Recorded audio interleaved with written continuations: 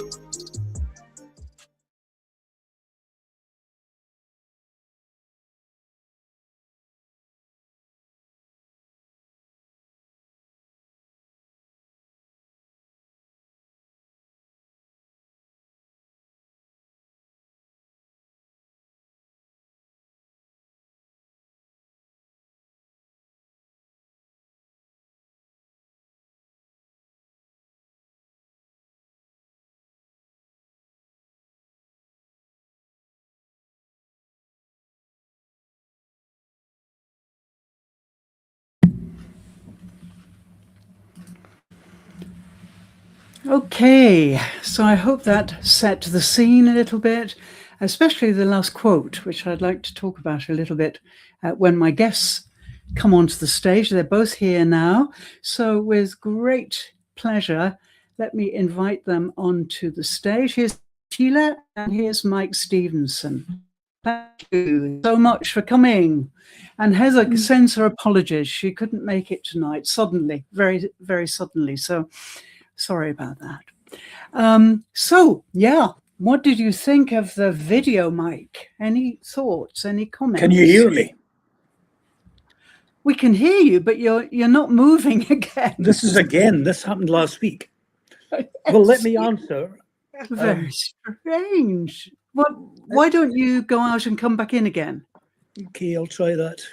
Sorry, Mike. Don't know what's happening. That's so funny.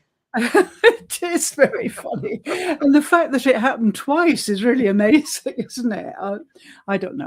It's because at least we can hear him, so it's not too bad. Yeah.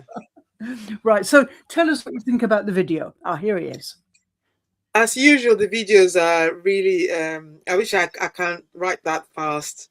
My memory, I don't remember a lot of stuff. But I like the last quote. The last quote really stood out, and I'm glad you said you're going to talk about it. So talking about the magnetic alignment, and I think another thing that really stood out to me was life responds to what we consistently. So consistent is the key word. So because I'm thinking, why isn't it working? Why isn't it working? It's because I haven't been consistent. And when I'm consistent, I find out that it does work, because we do attract what's in us. And so a signal, so that you talked about the signal and the broadcast. So I think if things are not working, that's a signal that maybe there's some more work we need to do in being able to observe. I use that as my signal anyway, if things are not working out for me. There was something else that was really good on there, but all about the, like inner wealth, inner truth is not necessarily outer wealth. It's not always material. For some people it is, for some others it's not. Well, it is good because it's positive things in your life that you want. So the trust of the inner state is so important. And that's another area that I'm really working on, because I'm quite intuitive, but because I don't trust my inner self, I don't tend to follow. And I think a lot of us are, and then we find out the hard way. So learning to be able to trust my inner self, listen to my body, and watch out for those signals. Yeah. Great. So it got through to you. So super. Mike, are you back? You're moving now. Yes, I am. Oh, good. I had to do a few things. Oh, really? Yeah. I think what I take from it, I'm going to continue this from last week, which is I think that women are far better at following their inner self. And I don't know why that is. I think that men have been trained, in a sense, through generations to prepare for work. So you're trained in the cognitive, and you are, I remember being told never to trust your intuition because it requires research and fact finding, and that stuck with me. So I've used intuition a lot, and recently I've been drawn more and more into the kind of calculated pathway for getting your name out there on LinkedIn, for example. Does that make sense? Yes, it does. I've always done my that's what we're all trying to do, I think, isn't it? Yeah. And but that requires you to follow a pattern. It's a thought process, and I did quite well when I was just intuitively putting out posts, what I feel at the time. Now you have to be strategic, and I really do think that we are. I heard someone this morning. Do you know Joseph Maguire? He's the face recognition expert. And he was talking about that people now are persuaded that they want to trust, that the wanting to trust or should trust overrides any inner sense. Does that make sense? Yes, And it does. Because there's no flow. Is that why? What's his explanation? Yeah, well, I suppose social media has played a huge part in this. I mean, most Yeah. of the people we see on a daily basis are not in life. They're not real. They're avatars. They're people that appear on screen. So I do think that we're living in a dangerous time. But women have quite purposefully, in the last few years, talked about their feelings, talked about their inner self, talked about their soul. And men talking about that sounds ridiculous. It's just the way it is. And you think, ooh, you know what I mean? So I do think that we're going to have to relearn, absolutely go back to basics. And, go back to, remember when people used to meet someone and they would say, I don't like the cut of his jib. Remember that? That was based on nothing other than just feeling. There's something about him I just don't trust. When now we listen, and we listen to what they say, and we want to trust them. That's our default. And, particularly young people, and that's very dangerous. And, I mean, look at presidencies, for example. People want to trust. They want to trust Donald Trump, for example, because there's no rational thought that says this is a man that we can trust our nation to, and our lives and our children's lives. So that's a great example of how, we've moved away from this. My antennae are telling me something totally different. Yes. You see, we're getting further and further away from any natural way of life. And that's why I'm here. And that's my mission, to bring people, to encourage people back to a natural way of being, because of course people are burning out everywhere. And no wonder, they are glued to their screens. They're desperate for income, or desperate for popularity, or whatever it is. They're chasing. Everybody's chasing things. Yes. And so, clearly, the way they process trust, as you say, Mike, I mean, the way they're dealing with trust is really just in the head, most of the time. And so I think the more we can come back to the body, the more we can really use all our incredible resources. I've seen so many people in tears recently when I simply point that out to them in a session. Just close your eyes. Let's just go inside. Just think about all the fabulous things you have going on in your body right now, and the tears come and they're amazed. We're just getting further and further away from what is natural, how our ancestors lived, and kind of losing the plot in a way, I feel. And that's why I think people are breaking down and burning out and so on. Because yes, we have reached a huge high level of evolution now. We scientists say the body can't evolve anymore. It's miraculous the way it is. And so we're right at the top of our evolution. And yet our spiritual life and our kind of bodily attention is 10% of that, people estimate. So there's something going wrong in the way we are living. Burnout is a lifestyle problem. Stress, overstress is a lifestyle problem. They're not diseases. They're not usually, they're not connected to your genetics or anything like that. It's the way you're living that's causing all of this trouble. Abby mentioned consistency. Yeah, that's, I think that's a kind of double sword edge, really, because yes, we're told we should be consistent, but I think that means many different things to many different people. Well, I suppose consistency just means just stick with it. It's simple. Yeah, but we don't. Because you can't say one thing once and expect it. So if we're consistent, then our nervous system, it kind of gets ingrained in the nervous system. Whereas if you just do it once and you're changing it the next day to something else, and then next day to something else, and there's a confusion going on there. Yeah. And so you're not able to achieve anything. Yeah. And so, I was going to say, as my video said, I think, we're giving mixed signals all the time. Yeah, and mixed signals. I've actually experienced that myself, because on LinkedIn, I started out not putting embodiment before everything else. I was working on wealth attraction from a spiritual point of view.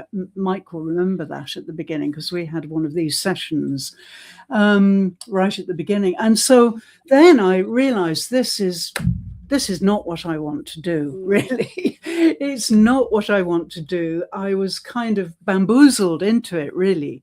So then I started to change my brand and change my direction and let my natural tendencies come to the surface.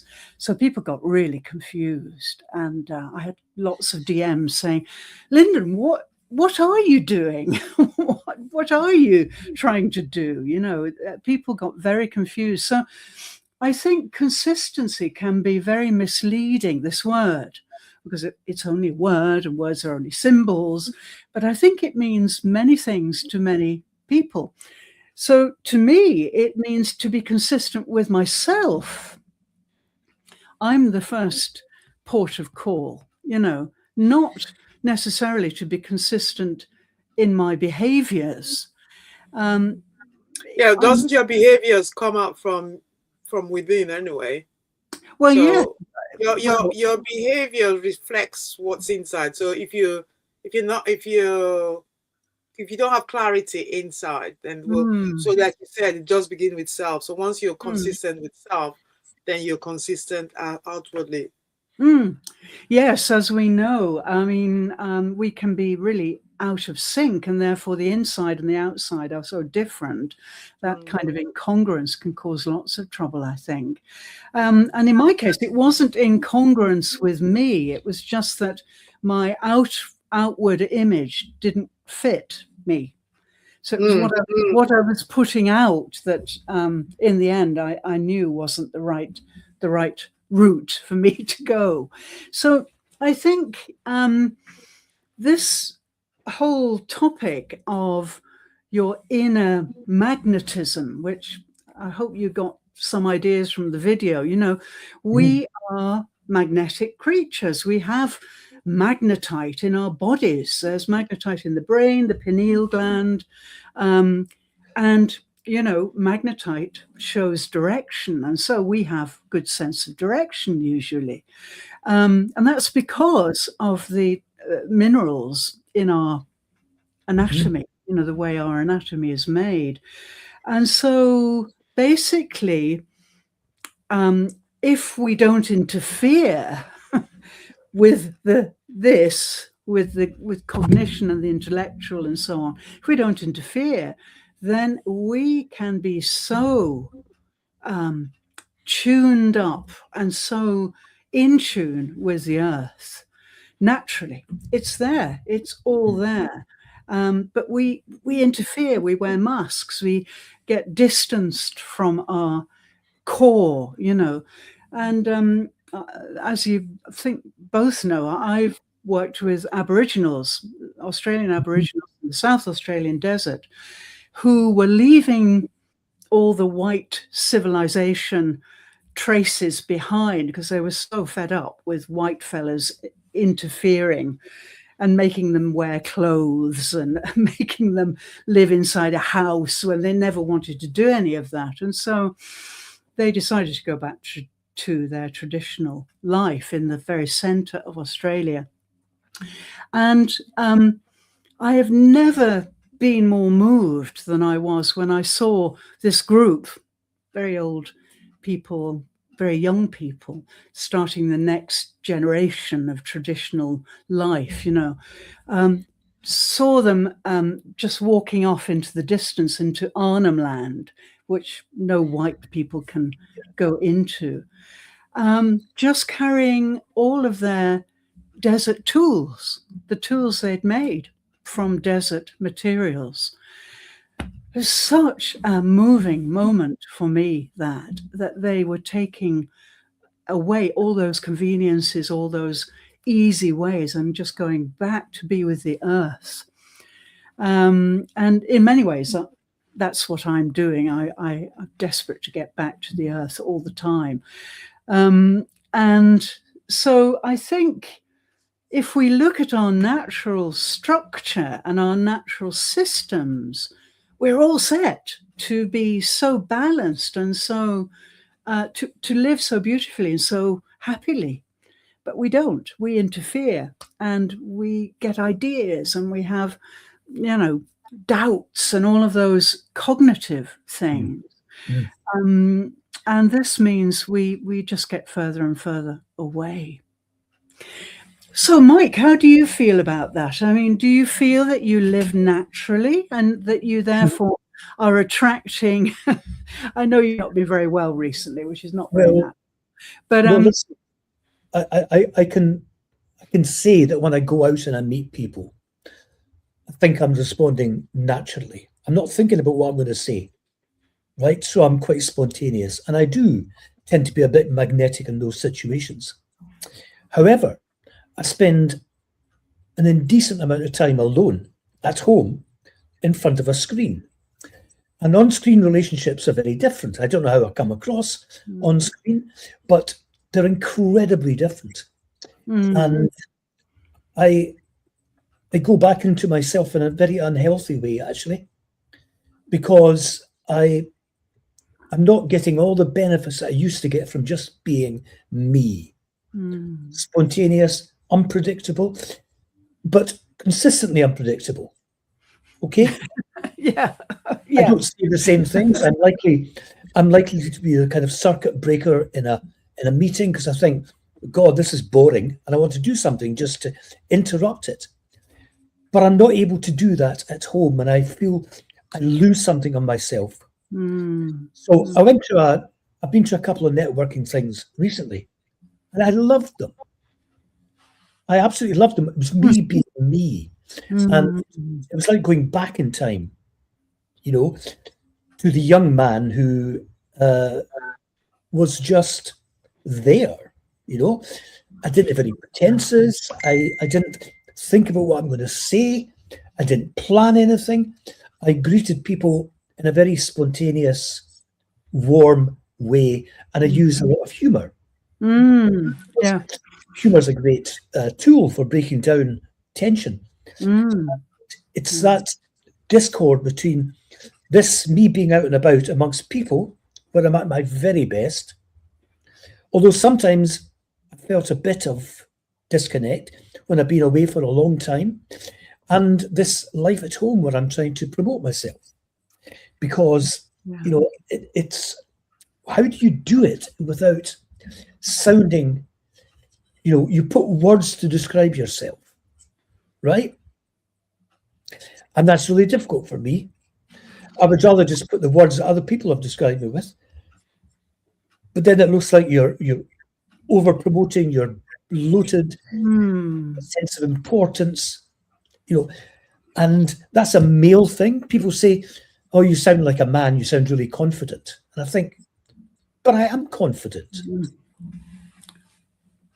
Does that make sense? And yes, it does. Yeah, it's like if I do a CV, I do an honest CV about things that I've achieved.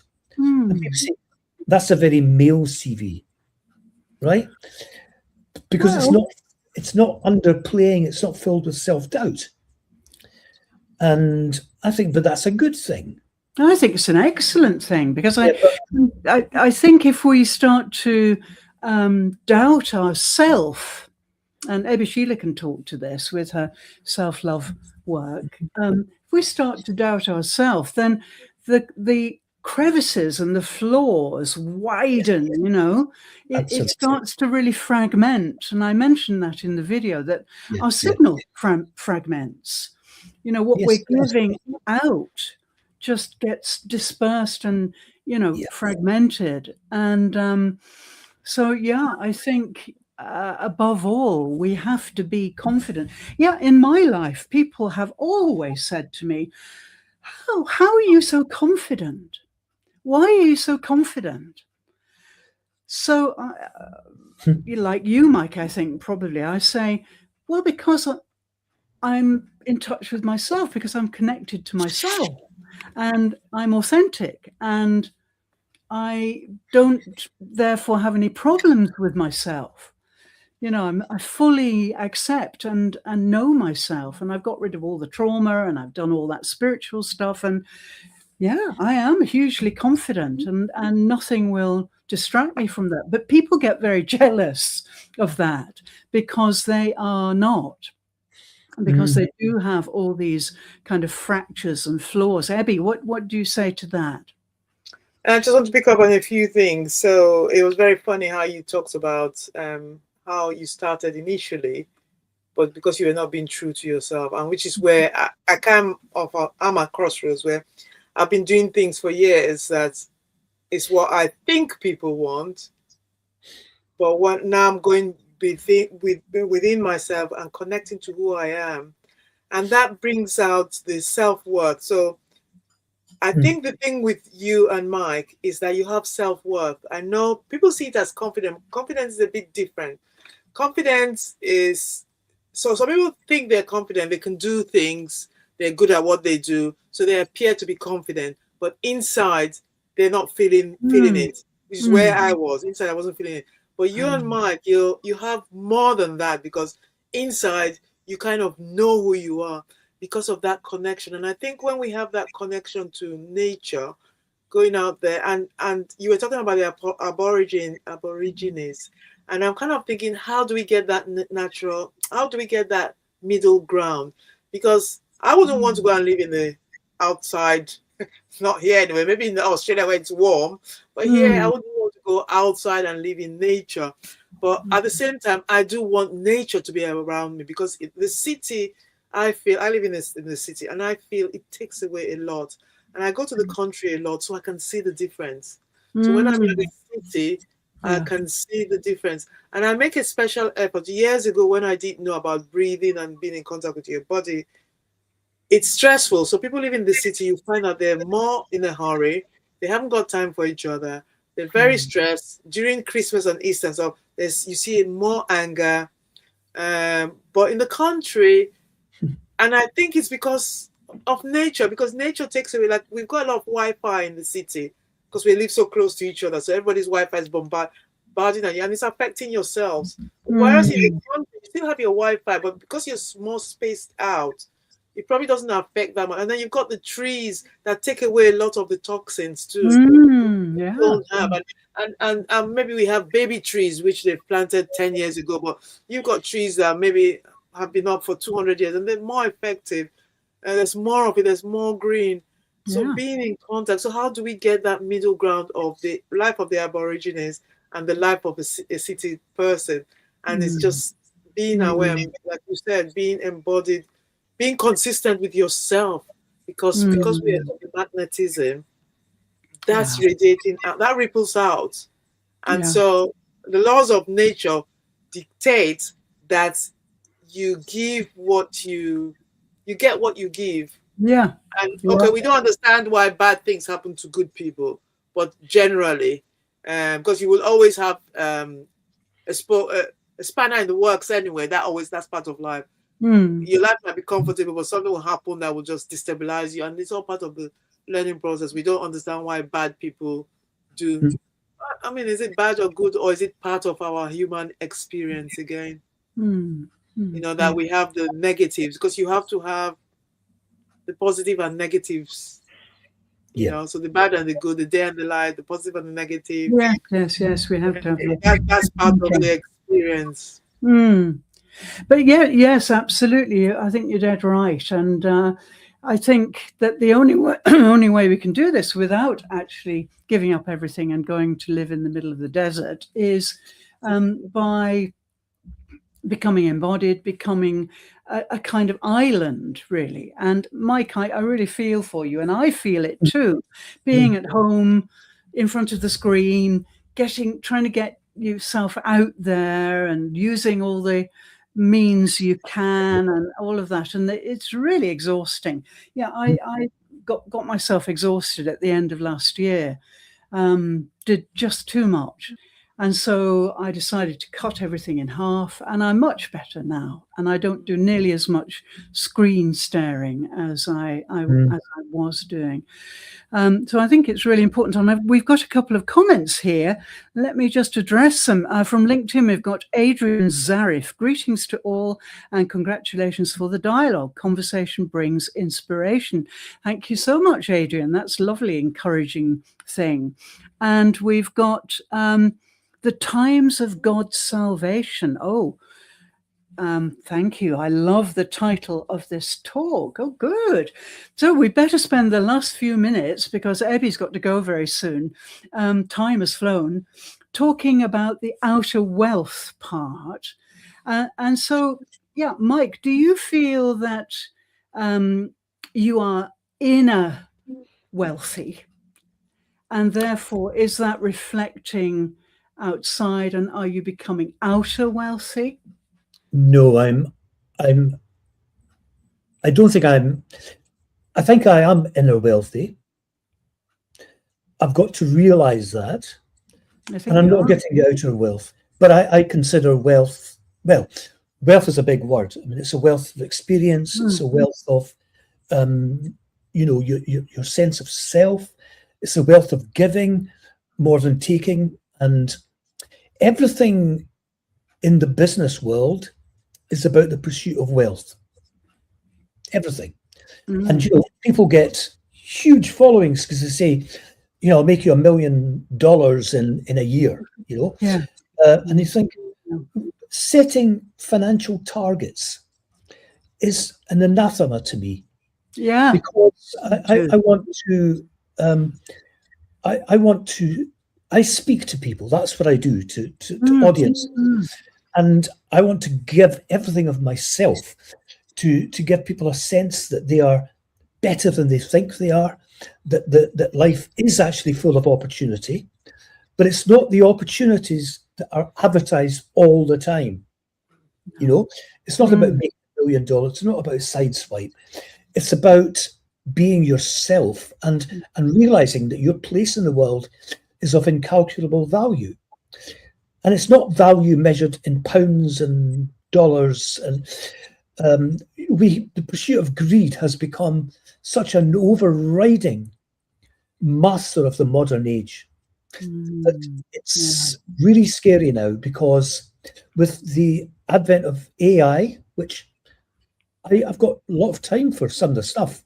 It's an amazing tool. It's an amazing human achievement, but what we're seeing is people subordinating their creativity and their own minds, their own inventions to AI. And it's going to be in the hands of about 5 people who will own all of the AI. So they will probably, I've seen one trajectory that in 30 years' time, they will own 90% of the global wealth. Now, we have to rethink that. We have to rethink that. That is absurd. Yeah. Life is not set up to have 5 people, ruling the world. No. And so the way to tackle that is not by challenging wealth. It's about, constructing a new wealth. And, I think of messages all the time. We keep talking about tackling child poverty. And I see that as a negative objective, because the objective must be to give children the wealth of confidence, can-do, spiritual oneness, self-worth, and the fact that they've got a vital and unique contribution to make. That's wealth to me. Yes. Tackling poverty just means putting a few more pounds into the family budget, and that's not tackling poverty. No. Poverty is far deeper than the amount of money you've got in your pocket. It's aspirational, it's spiritual, it's all those things that we're talking about today. Without them, we're impoverished. There's scarcity. So the scarcity mindset, that's the problem with poverty, and lifting people out of that or encouraging them to jump out of that is really difficult. I do some work with refugees, refugee camps in Africa, and these people were born in these camps. And they just have no future, So I volunteer my digital literacy skills to help them to develop a business online, so they can get at least a little bit of a start, Hey, Sheila, I'm aware you've got to go. You've got to go and do more training. I think you've jumped into material wealth. Talking about poverty and all that, but that's all the material setup. But like you said, Mike, you correctly said, is that it's all in the mind. And I think if we get embodied, and that is great that you're teaching this now, and we can't help, because there will be always people that are greedy and want to make money. And in terms of 90% of the wealth, that's already there. The 90% of the wealth is in the hands of a few people. The illusion that it isn't, but it is already there. I think about 95% of the companies are owned by the same people. They just come under different names, but when you do the research, you find that it's all. So a little store, like for instance in the UK, we have maybe Sainsbury's and Tesco's, and you think they're owned by different people. No, if you really drill down, they're all owned by the same people. So that's already there. But I think as individuals, if we starting with ourselves, of course, start to understand that the inner wealth of the self-confidence, like Mike said, the self-worth and all those things, and hopefully it will ripple out. And we don't necessarily have to have the wealth that they have, the materially, but if we have that inner wealth, we will be comfortable. We will have the shelter, which is what we need. We don't need to have 5 boats and 10 houses. We just need to be happy. And, although I'm working up to that. And we can be happy if we have the self, if we have this connection. And I think the thing that's missing is that connection to self. Yeah. So the connection to source, because we're so into our heads, and like someone says, we are not the mind, we are not the body, because we are not the mind, we're not the body. The mind and the body. I mean, when he says we're not the mind, we're not the body, is the physical, I suppose, the inner body, because we've lost that connection. And the mind and the head are tools that help us, but they're not necessarily us. And I think if we get that connection, we'll have that outer wealth, because the outer wealth, like you said, is the health. And if you've got good health, you can do what you want. You can go mountain climbing if you want. You don't have to have a lot of material wealth, because these things are free anyway. Those people try to charge. They try to charge a lot for you to go mountain climbing, but you can still find free stuff to do anyway. Especially up in Wales. lovely stuff up there. Yeah. Anyway, yes, thank you. That's so true. And that's, of course, what I'm doing all the time now, trying to help people reconnect. And today you may have seen from the video that I've provided a QR code. Did you click it? You did? Oh, great. Yeah. Super. So you can go ahead and you can do the inventory, or the index.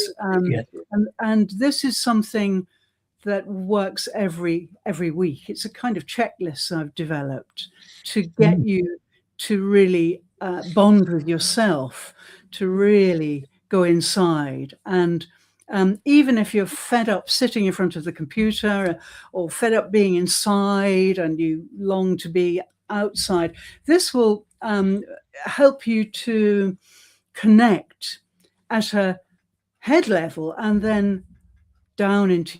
So it's a series of questions, and it's just come out today, but there are 50 more questions. Oh no, 60 more questions to add. So I'll be adding those later. This is just to get people going.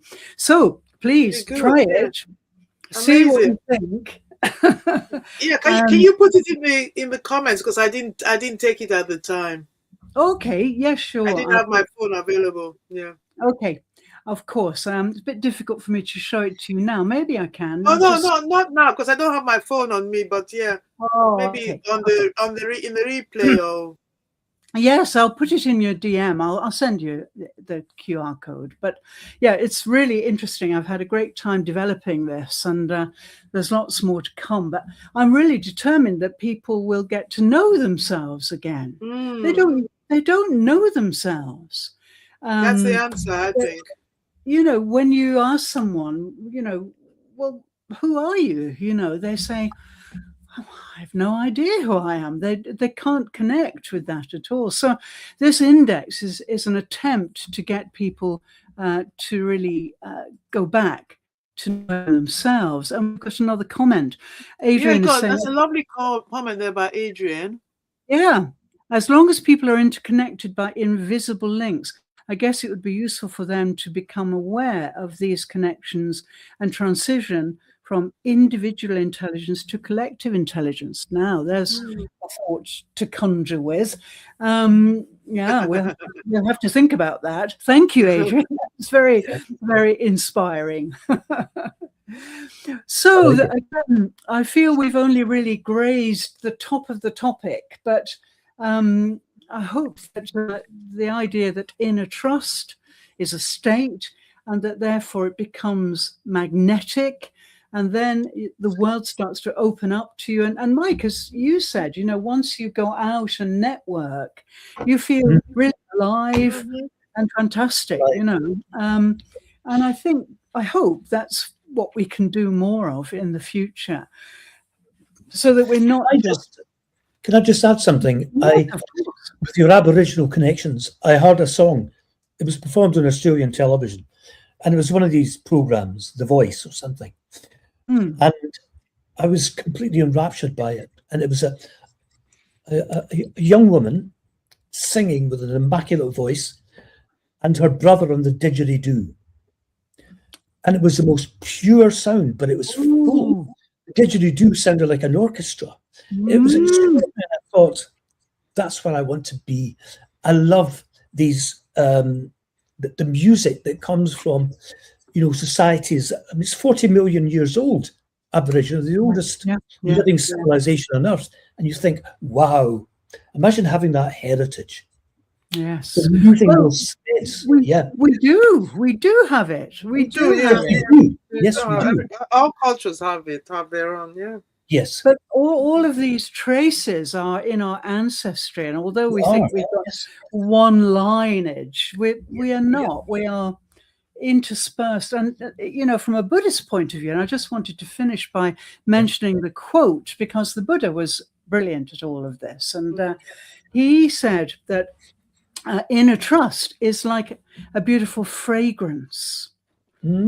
And I love that because, you know, fragrances are indestructible. I go crazy for beautiful smells. Do you? And it's scientists will tell you, doesn't it? It does. Some smells just really calm you, and just it's incredible, isn't it? Yeah. Yes, scientists will tell you this is the most ancient sense that today's humans have. And it's also the last sense to disappear before you die. And I've seen that with a few people I've known who've died. My mother, I had drunk some whiskey or something as she was dying, and I went close to hug her, and she said, "You've been drinking." She could really smell the whiskey. It's interesting when I'm talking. And she died. That's very true. When I'm talking, I always talk about smells from experiences. Because when people get a sensory connection with what you're saying, they begin to smell it as well. It becomes much more evocative. And it appeals to that part of them which is not cognitive. And it's really important. Absolutely. Yeah, that's a really good point. So let's think about our state of inner trust and gratitude. Those are the two kind of real staple inner states as beautiful fragrances that blow onto the breeze out into the world around us. And of course, they attract people. And the Buddha really got that right, because that's so true, that we attract opportunities, we attract lovely people if we are really in our fragrance of trust. Of So course, maybe yeah. that's a lovely note to end on. And I'm so glad that we ended on fragrances, because it's such an important thing. Beautiful, yeah. Yes. Beautiful way. Yes, it's a shame we haven't got, screens that give us fragrance. I think they're developing them. I think they're developing them. Possibly. Yeah. Anyway, thank you so much. And I've got one more comment here from Adrian. Just let's see if I can read it. Can you read it? He says, I think that was the same one. Oh, no, it's the same one. Yeah, it's the same one. Anyway, thanks, Adrian, and thank you, the Times of God, Salvation. Thank you. And we hope you'll come back next week. And I think King's too was there. Oh, King is there. King is always there. He's my greatest fan, I think. So thank you so much, both of you. It's been really lovely. Heather has missed her treat, and I hope I can invite you back again sometime soon, and we can go on with these lovely conversations. I love it. Thanks so much. Take care. Thank you. Bye. I'll be in touch. Bye. Bye. Bye. So thanks so much for your comments. Lovely to have such lovely comments. Oh yes, and Adrian have another comment. Thank you for sharing your thoughts. Your reflections contribute to a deeper and more meaningful conversation, and I appreciate the time and intention you invested in expressing them. Thank you so much. That's a lovely contribution, Adrian. Thank you. And so, yes, we must wrap this up. I hope that you clicked the QR code. I'll just take you back to that so you can click the QR code and you'll be able to do this wonderful index. Just a moment, I'll find the, if I can find the screen, just a moment.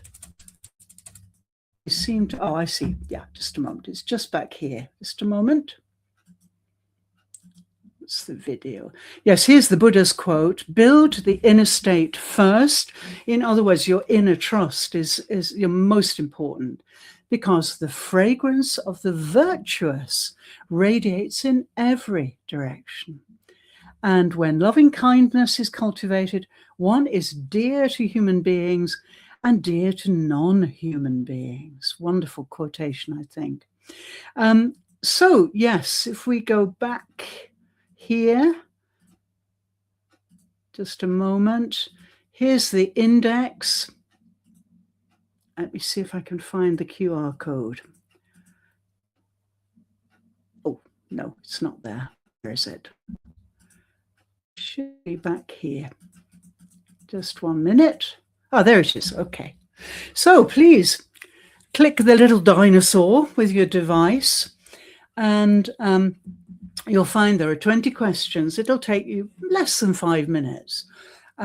Things are based on a 1 to 5 scale. And then it's a really good idea to screenshot your totals, and then you'll find an index there to score yourself. And this is something I really recommend people use every week, because it will change.